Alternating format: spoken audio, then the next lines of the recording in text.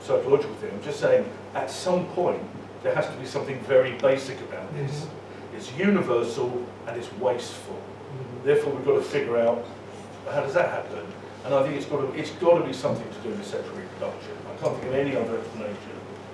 Okay, to grant your point, I mean, I looked at surveys of this, and of course, you might find it on this, and generally people with a good sense of humor who are very witty, found to be like men, for example, very humorous, found to be sexually attractive, right? Humor, but not necessarily people who laugh very coarsely. So that's another distinction I was making. Here, humor and laughter, humor and wit, you know. So even if the person is not physically attractive, then nevertheless if it's, so it's a sign of intelligence. Only an intelligent person can make a fine joke, you know, a meaningful joke, you know. So, so you're right there, but so all that you've said, except the chimpanzee part, which I agree with you, they're very violent, but they know to stop, that's the thing. Maybe because they're so violent, but anyway, because human beings, normally they fight, the aggression is, I push a button and a missile goes there and destroys the whole city, you know. President Truman says, go ahead, and Hiroshima is destroyed. You don't see the violence, you see. So that's one reason why, I mean, this is what I was getting at. For example, drone killing, it's something very interesting.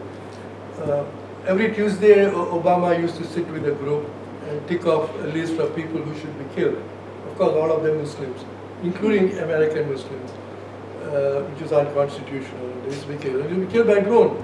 So when you make a decision like that, you don't feel the effect of your decision. You don't feel your aggression. But what about the people who are? It's like a video game. But what is very interesting is that many of the people who are actually, you know, handling those drones, you know, they're very often people from the video game industry. So, and you teach that here, right? So, they who are doing this because of their skills, remote control skills. Some of them, several instances of them going to the press saying, "I can't do this anymore. I can't play execution anymore." So even killing from a distance for them is for them, you know, begin to question their own humanity. So, so what I'm saying is that the intelligence gives the distance, you know, the ability to destroy others at a distance, and therefore you don't really come face to face with the consequences of the action. I'm sorry, Karen. Yeah, yes, please.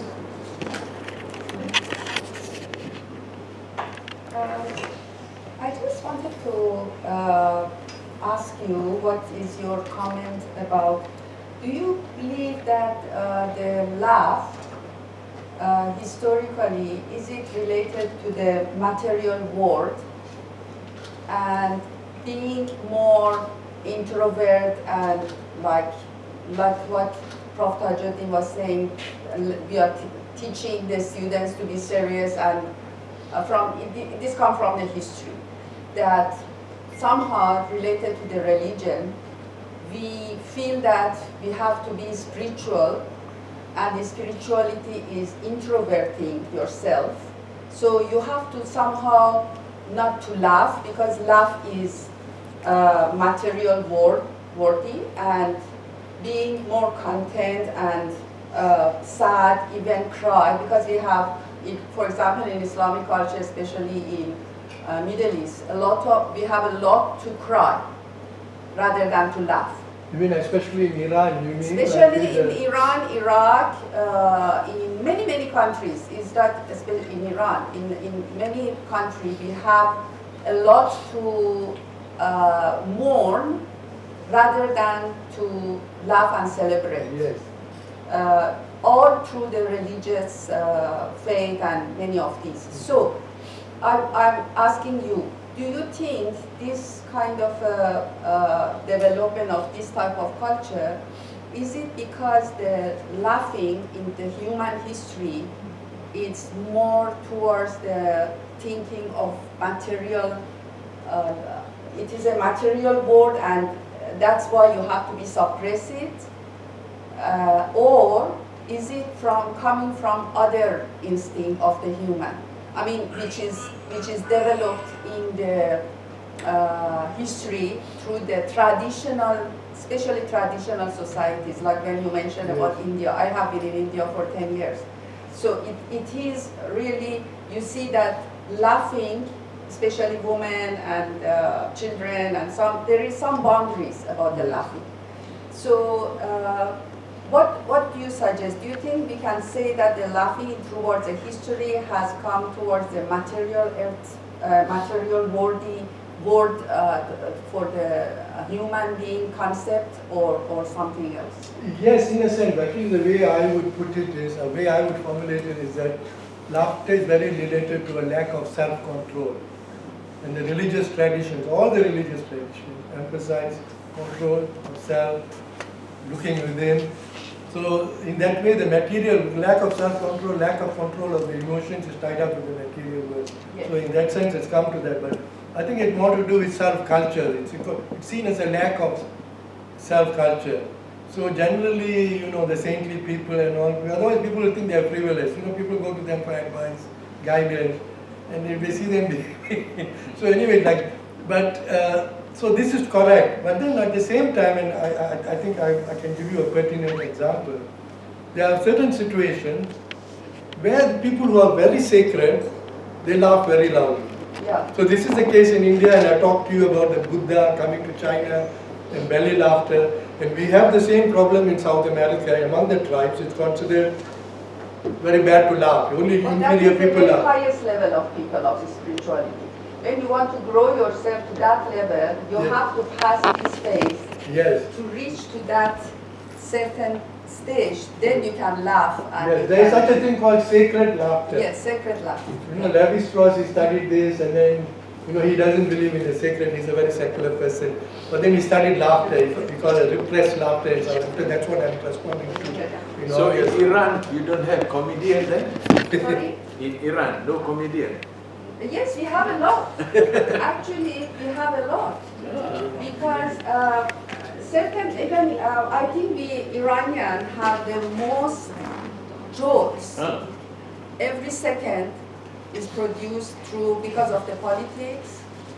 I mean, they are very much like to laugh of the chaos and all this which I mentioned to you. But what I'm saying is the traditional, I'm talking about history of the human in traditional culture through especially the faiths, which I think I have come across that this might be the reason that we have a lot of suppressing not to laugh. In the education, you have to be very, Serious. Exactly. So that is, in fact, we have a lot of, we laugh a lot. And even in the poetry, because we have a culture of poetry, those things which we cannot say or we cannot laugh about it, we have mentioned it in poetry from historical to, against all this kind of, this kind of a culture which was developing. So we have a lot of poetry, we have a lot of joke, but if you want to be in tradition of this faith or to be spiritual, somehow misconcept is that you have to suppress the... If I can point out something historically which may interest you because of your Iranian background and you have lived in India a long time. So you see, like you talked about lamentation and mourning, so Muharram. Yes. So very interesting to study what happened to Muharram when it came to India. Yes. So Muharram is a festival, Shia festival of mourning. It's very much to do with martyrdom, so you clearly can't laugh, very disrespectful. So when the people beat their breasts and all, it's kind of self-inflicted punishment as well. But you see, in Muharram in India, when it came, not now because it's all there's been all this reform movements more recently. Formerly, in the 18th century and 17th century, even to the 18th century and all, the Muharram in India became like a carnival. Yes. Because very often in the Muharram festival, the majority of the participants would very often be Hindus. They would participate with the Muslims. And then it would become a very carnivalesque, carnivalesque event. People would laugh and there would be all kinds of transgressions of the rules. Yes. They would have, a funny person as a priest, and people would be arguing and laughing, and they would be drinking wine, for example, and all. So it's all very recorded. Because another area in which I work is the carnival actually, I specialize in the carnival. And in India we have a festival, you see, as I said, laughter is sort of looked down, a festival called Holi. You must have, you are in India, every year in April, the full moon we have this Holi festival. So in the Holi festival, it's like Ashura, you know, in the sense that they say Ashura is like chaos. You said people laugh at chaos, right? And Ashura is like the end of the world, it's chaos, everything goes wrong, all order is upside down. So, this holy festival, during this festival, everything with the caste system is turned upside down. Low people can make fun or even throw colors and so enemies and friends, there's bonding and there's a lot of laughter. A good friend of mine is an anthropologist in America called Mickey Marriott, he's over 100 years ago now, University of Chicago. He did a very famous study called the Feast of Love. So how all these barriers are broken down and some kind of emotional feeling of bonding comes. But it is carnival.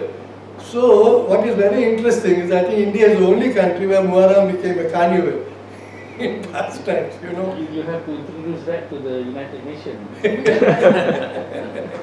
But what about if there is too much laughter? Also, so it's only for one day. You see, they have a bonfire. Then all of this happens. Then by the end of the day, everybody is back in their places. But, they take a bath because they're all dirty. People throw all kinds of rubbish at each other. Sorry, the Holi I thought is very much related to the New Year of Nowruz. Yes, Because possibly. it It's a New Year is the festival. first of the spring. Pardon? First day of the spring. Yes. It is Holi and New Year of Nowruz. So we Yes. are also having carnival. Oh, you also have carnival? Yes, of course. I mean, Yes. it is for 13 days. It's a celebration of New Year. But Muharram is, I have seen in India, in Ashura, in I think it's a Lucknow or, Lucknow one, yes. or famous. another city. They really, really mourn. Yes, And they beat themselves and all this. that's is true. That's how it is now. Yes, yes. So that is in the history you are saying that. Yes, yes. It's recorded in the Deccan and everything. Yeah, and yeah, that's Yeah, I wonder whether there are how many categories of laughter. I can think of 3. Number 1 is, like what you said, you watch a funny movie and then it creates some psycho-emotional reaction, so you laugh. That's the first type. The second one is where there's an external stimulant. For example, laughing gas. Yes. Or somebody tickled me, I laugh. Yes. You know, those are more biological, emotional kind of laughter. I suppose the third one is where you mentioned earlier, you purposely laugh to ease the tension, like I'm Yes, laughing yes. now. Yes. You know that kind? This is what we self-imposed started. laughter. Yeah. So I suppose I can now identify 3 categories of laughter. The earlier you mentioned the person got healed after 1 week because watching so many comedy movies. I suppose not all these 3 categories will create that kind of healing effect, right? No. So is there any other categories of laughter, I wonder? so talking about laughing gas. Yes, yes. That means there must be some chemistry. Of course, there must be some What chemistry. is that chemistry? That's a good question. You know, I haven't gone into that yet, but I'm familiar with it. Nitrous oxide. Nitrous oxide. It also has an anesthetic effect, I think. Yes. So that shows that, you know, laughter is after all a physiological reflex, right? It's a bodily thing. But at the same time, humor is very much of a mental, psychological thing, and the two are very related. So this is the problem, how to relate the two, keep them separate, but at the same time show the relation. So that was one of the big challenges of, you know, my thesis. So you can have as many categories as you want, because as I said, there's jovial laughter, there's malicious, you know, laughter, there's all kinds of, depending on the kind of emotion which is involved. Yes. Yeah, please, Rob. I hate to say it, Norman Cousins led to the deaths of lots of people who came off medicine because they believed his book. Yes. So I think that we've got to be really cautious about this. You don't cure cancer with laughter. There's no doubt that it's probably a contributing factor and can do lots of things, but there's actually quite a lot of record of people who came off of chemotherapy after reading the book. Comments, okay. I mean, it's really dangerous. The thing I was going to ask was, I mean, I lived in Germany before coming here, and we've been talking about, you know, laughter being universal. it's not obviously universal in Germany, I have to say. Exactly, yeah, somebody was saying that. Yeah, it's really quite peculiar. You were saying that. Yeah, they actually have a school in Germany, School for Humour, that you can attend to learn how to tell jokes. And I was talking before about irony, that would be a perfect, Yes. I found it hilarious that you have to go to school to learn how to tell jokes in Germany. How does that work then, that there are cultures that somehow just miss this whole phenomenon? Like, I'm English, this is inseparable from our culture, jokes and things. But you Iranian is see, another one. you see, English humor and American humor are very different. English humor works a lot on understatement. Yes, that's right? right, yeah. Whereas American humor is much more open. And It's interesting, one of the most popular comedians in the UK is Iranian, for Yes. example. Yes. Yeah. So and he plays with the cultural differences and things. Yes. But there are funny people in Germany, but nobody would say that it's part of the culture. Exactly. But the Germans themselves have stereotyped views about what is the name of the province or district in Germany that they all make jokes about, that they don't have a sense Yeah. of humor. So everybody has looks, It's Munich, isn't it? Pardon? Munich? Not Munich, it's, Cologne? there's a lot of German jokes about people from there being stupid and not being able to Yeah, understand. but they're kind of insults. Yes. That humour's insults. It's not kind of a, isn't the world funny kind of humour. You know, but the ironical thing we're talking about irony, Yeah. about the school for humor, and this is one of the points, very important points that Freud makes, is that when you explain a joke, it's no longer funny. Yeah. You see? Just the last thing I'll say, because I'm Yeah. not too much. One of the best things that's happened in Germany since the Second World War is people are now laughing about Hitler. And by the fact that they make jokes about it, for example, there's one sketch where an old lady is doing the washing and these young Nazis are holding a line, and every time the line goes down, she says, Heil Hitler, and should they lift the arm up again in kind of a Hitler salute? That would have been inconceivable 20 years ago, and I think that's quite healthy, that you're able to take this kind of appalling thing and make a joke of it. If I may venture an explanation, I'm just venturing, don't take it as if it's some, I think Germany and to some extent even Japan, I think you brought up Germany, just now we were discussing about, Germany and Japan, it's a very authoritarian culture. In Germany, if you look at the eldest son is traditionally, since a long time back, the eldest son plays a very important role in the inheritance and everything. So it's an authoritarian structure compared to France and even the UK and all. And I think that has to do with it, probably something to do with the attitude to the kind of predisposition to humor is affected by this authoritarian. There's somebody called Emmanuel Todd. He's a very famous anthropologist in France. Actually, his ideas were formed not in the UK. Who's worked on different cultures, and including politics and all, how it's affected by the family structure. So if you look at the German family structure, the American family structure is very much based on freedom. You get rid of the children, go out, leave the parents to go to school somewhere else. Whereas this, so I think that may have something to do with it, because the humor is antithetical to that structure of subversive aspect of humor. That's what you were talking about, the lady with the line, right? So since you are like an expert on laughter, you will be a good consultant for comedian. I don't know. I don't make that many jokes. I have a humorous temperament, but I rarely make. Yeah, one last question. We are nearing the end of the session. Any last question?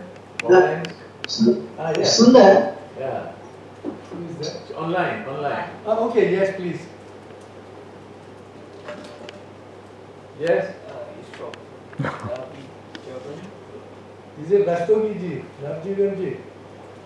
Yes, correct. Okay, he's, yeah. if I may just say before he speaks, he is the top authority in India on this philosopher, Abhinavagupta. He's just got a title from the government, Padma Shri, for his work. So he's asking, is it? Yes, I think he likes to argue with me in a nice way. Please feel free to unmute your mic. We can hear you from here. The mic is off. she's speaking from India already. Yes, from Lucknow. Lucknow.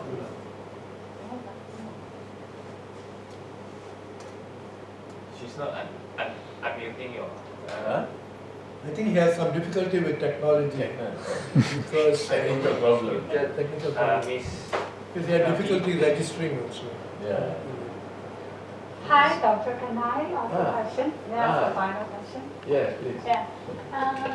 Actually, when I see this topic, all emotions, including humor, I'm not totally agree because I think humor is just one important emotion, but it's not the full basic emotions. Like nobody will say like peaceful, happiness, sadness, angriness.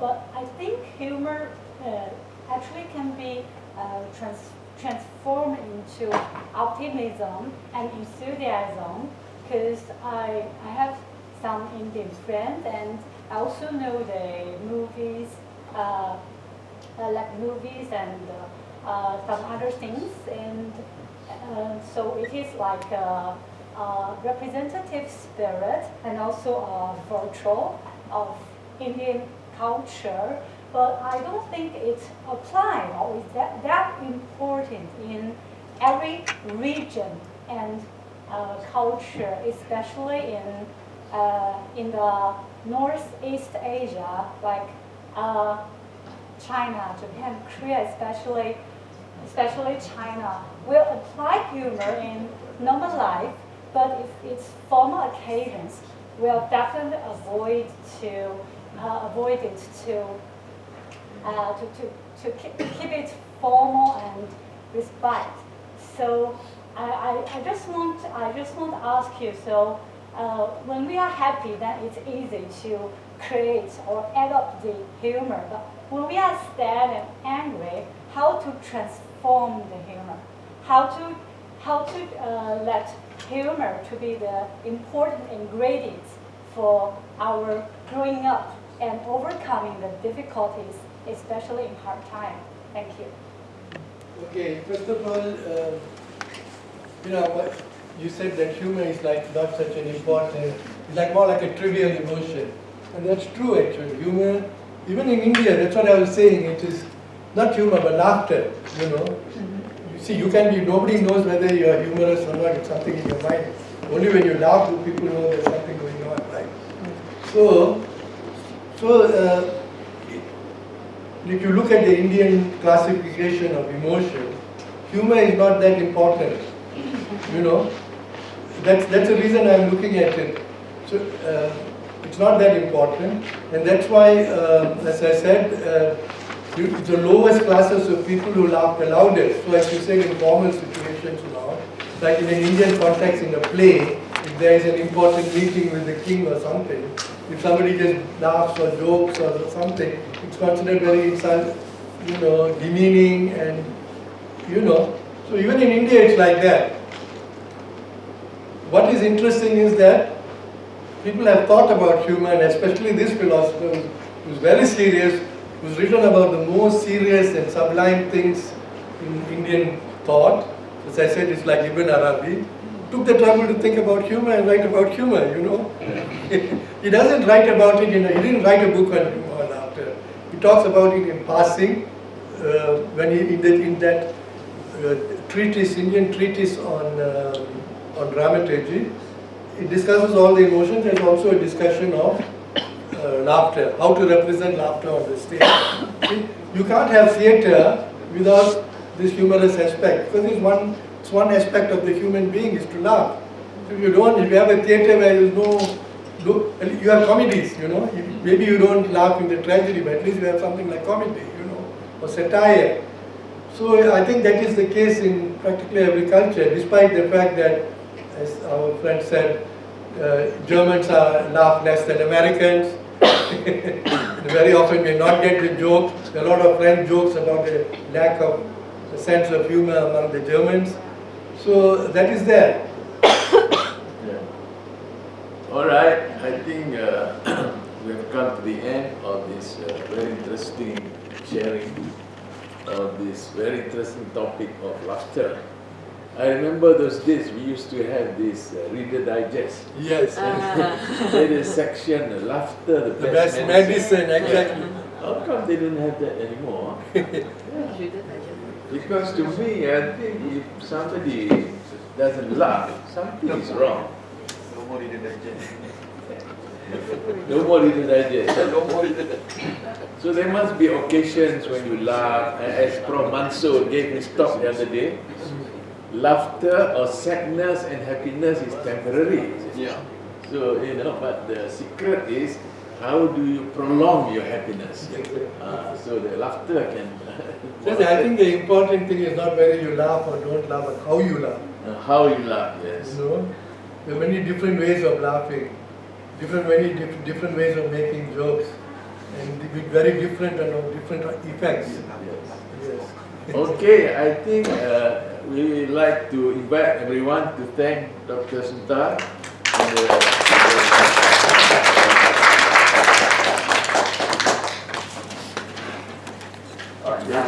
Next, we would like to invite Professor Dr. Ahmad Ibrahim to present a token of appreciation to Dr. Sunthar. Oh.